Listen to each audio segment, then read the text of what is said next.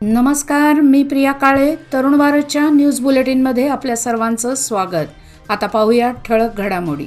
गेल्या वेळी पुष्पा चित्रपटाच्या स्टाईलमध्ये प्लायवूड मालामध्ये लपवून दारू वाहतूक केली जात होती. याचा पोलखोल झाल्यानंतर दारू वाहतूक करणाऱ्यांनी आता आपली नवी शक्कल लढवून नकली विद्युत ट्रान्सफॉर्मरचा बॉक्स तयार करून त्याच्याद्वारे अवैध दारू वाहतूक करत असलेल्या प्रकरणाचा भांडाफोड झाला आहे. अबकारी जिल्हा वरिष्ठ अधिकारी विजयकुमार हिरेमठ यांच्या नेतृत्वाखाली एक पथक तयार करून ही कारवाई करण्यात आली आहे. वाहन चालक श्रीराम, राहणार बीड जिल्हा, मराठवाडा, महाराष्ट्र याला अटक करण्यात आली आहे. छत्रपती शिवाजी महाराज व संभाजी महाराजांच्या पराक्रमाची गाथा युवकांपर्यंत पोहोचवण्याचं प्रमुख माध्यम म्हणजे दुर्गामाता दौड. मंगळवारी टिळकवाडी व अनगुळ परिसर शिवमय झाला होता. शिवाजी महाराजांच्या नावाचा जयघोष, शिवाजी महाराजांची वेशभूषा केलेले बालचमू, सहभागी महिला यामुळे एक शिवमय वातावरण मंगळवारी पाहायला मिळाले. पुरुष धारकऱ्यांसोबत महिलांचीही संख्या लक्षणीय होती. गल्लोगल्ली करण्यात आलेले स्वागत मंगळवारच्या दौडचे प्रमुख आकर्षण ठरले. परराज्यातील निवडणुकांसाठी राज्यातील काँग्रेस सरकार ATM बनले आहे असा आरोप करत बेळगाव भाजपच्या वतीने आंदोलन छेडण्यात आले. राज्यात काँग्रेस सरकार सत्तेत येऊन 5 महिने उलटले तरी हे सरकार काम करीत नाही. परराज्यातील निवडणुकांसाठी राज्यातील काँग्रेस सरकार ATM बनले आहे. काँग्रेस नेत्यांच्या घरी करोडो रुपये आढळले आहेत. राणी चन्नाम्मा चौक ते जिल्हाधिकारी कार्यालयापर्यंत मोर्चा काढून जिल्हाधिकाऱ्यांमार्फत सरकारला निवेदन देण्यात आले.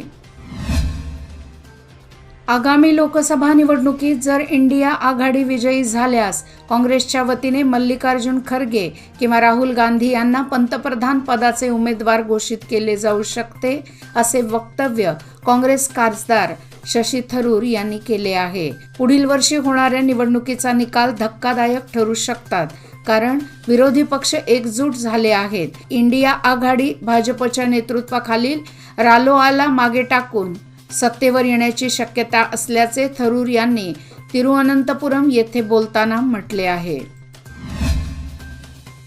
कित्तूर उत्सव मोठ्या उत्साहात साजरा केला जाणार आहे. यासाठी किल्ल्यावर विद्युत रोषणाई व स्वच्छता काम गतीने राबवण्यात येत आहे. याबरोबरच व्यासपीठ, कुस्तीचे मैदान, जेवण व्यवस्था, वस्तू प्रदर्शन, बोटिंग आदी व्यवस्था करण्याच्या कामाला गती देण्यात आली असल्याचे जिल्हाधिकारी नितेश पाटील यांनी सांगितले. वडगाव येथील पशुवैद्यकीय दवाखान्याच्या आवारात दारूच्या बाटल्या, ग्लास, सिगारेट पाकिटे, दारूची पाकिटे आणि गुटख्याच्या पुड्या टाकण्यात आल्या आहेत. या प्रकारामुळे संतप्त प्रतिक्रिया उमटू लागल्या आहेत. दवाखान्याच्या आवारातच अस्ताव्यस्तपणे टाकण्यात आल्याने पशुपालकातून नाराजी व्यक्त होऊ लागली आहे.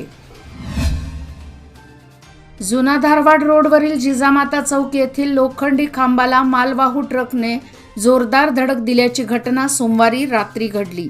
यामुळे खांब एका बाजूला कलंडला. परिसरातील नागरिकांनी क्रेनच्या सहाय्याने खांबाची दुरुस्ती करून तो पुन्हा उभा केला. पूर्व वैमनस्यातून एकाचा कुऱ्हाडीने घाव घालून खून केलेल्या आरोपीला मुख्य जिल्हा सत्र न्यायालयाने 7 वर्ष 4 महिन्यांची कठीण शिक्षा आणि 25,000 रुपये दंड ठोठावला आहे. महादेवाप्पा बसाप्पा हुलिकेरी, राहणार लिंगदाळ, तालुका रामदूर असे त्या आरोपीचे नाव आहे. याबाबत अधिक माहिती अशी: फिर्यादी सावक्का उप्पार हिचा पती सोमप्पा यल्लाप्पा उप्पार, राहणार लिंगदाळ यांचे आरोपीमध्ये पूर्व वैमनस्यातून हा खून झाला होता. नंदीहळ्ळी भागाच्या सर्वांगीण विकासासाठी आपण प्रामाणिक प्रयत्न करणार आहे. या विकास कामामध्ये कोणत्याही प्रकारचे राजकारण न करता सर्वांनी सहकार्य केले पाहिजे, असे मनोगत महिला व बालकल्याण खात्याच्या मंत्री लक्ष्मी हेब्बाळकर यांनी व्यक्त केले. नुकताच त्यांच्या स्वागताचा कार्यक्रम गावात आयोजित करण्यात आला होता. यावेळी त्या बोलत होत्या. कॅन्टोन्मेंट बोर्ड परिसरातील उद्यानांची दुरावस्था झाली आहे. निधी नसल्याचे कारण देत बोर्डने दुर्लक्ष केल्याने उद्यानांना कचरा कुंडीचे स्वरूप प्राप्त झाले आहे. गोगटे सर्कल येथील उद्यानात सर्वत्र कचरा व दुर्गंधी पसरली आहे. रात्रीच्या वेळी अवैध धंदे राजरोसपणे सुरू असल्याने कॅन्टोन्मेंट बोर्ड प्रशासनाने यावर निर्बंध आणण्याची मागणी केली आहे. बेळगाव जिल्ह्यासह परिसरात पंढरपूर येथील पांडुरंगाचे भक्त मोठ्या प्रमाणात आहेत. प्रत्येक वर्षी या भक्तांची पंढरपूरला 2 वेळा वारी असते. तसेच इतर वेळीही पंढरपूरला जाणाऱ्यांची संख्या मोठी आहे. यासाठी बेळगाव येथून बेळगाव पंढरपूर थेट रेल्वे सेवा सुरू करण्यात यावी अशा मागणीचे निवेदन वारकरी भक्तांतर्फे जिल्हाधिकाऱ्यांना देण्यात आले. नवरात्रोत्सवाला प्रारंभ झाला आहे, त्यामुळे फळाफुलांची आवक वाढू लागली आहे. विशेषतः अशोकनगर येथील होलसेल फूल मार्केटमध्ये फुलांची आवक वाढू लागली आहे. दररोज 30 टनहून अधिक फुले दाखल होऊ लागली आहेत. दसऱ्या दिवशी सर्वाधिक आवक होणार असल्याची माहितीही फूल विक्रेत्यांनी दिली आहे. मात्र फुलांचे दर घसरले आहेत.